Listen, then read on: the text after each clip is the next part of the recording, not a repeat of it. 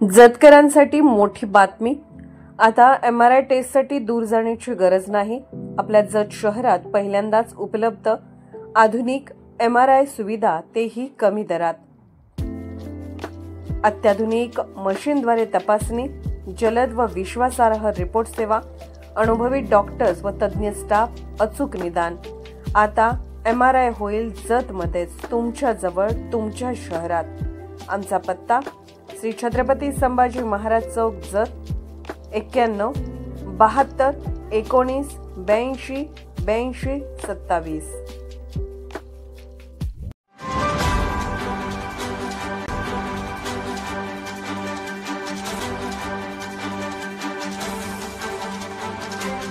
आपण पाहत आहात लोकशाही महाराष्ट्र न्यूज।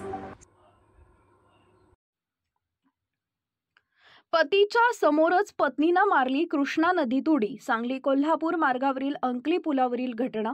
सांगली कोल्हापूर मार्गावरील अंकली पुलावरून कृष्णा नदीत एका महिलेनं पतीसमोरच उडी घेतल्याची धक्कादायक घटना शनिवार दिनांक 30 ऑगस्ट रोजी सायंकाळी 4 वाजेच्या सुमारास घडली।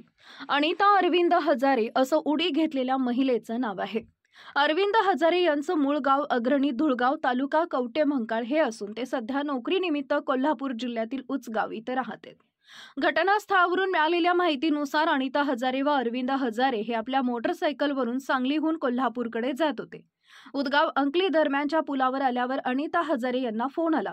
मोटरसायकल थांबवून मोबाईलवर बोलत पुलावरून निघाल्या। यावेळी त्यांचे पती अरविंद हजारे यांनी त्यांना थांबवण्याचा प्रयत्न करत होते, पण अचानक अनिता हजारे यांनी पती अरविंद हजारे यांच्या समोरच नदीत उडी घेतली।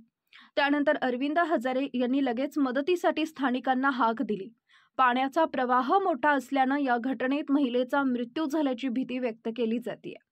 घटनेची माहिती मिळताच घटनास्थळी बघ्यांची गर्दी झाल्याने पुलावर वाहतूक कोंडी झाली होती।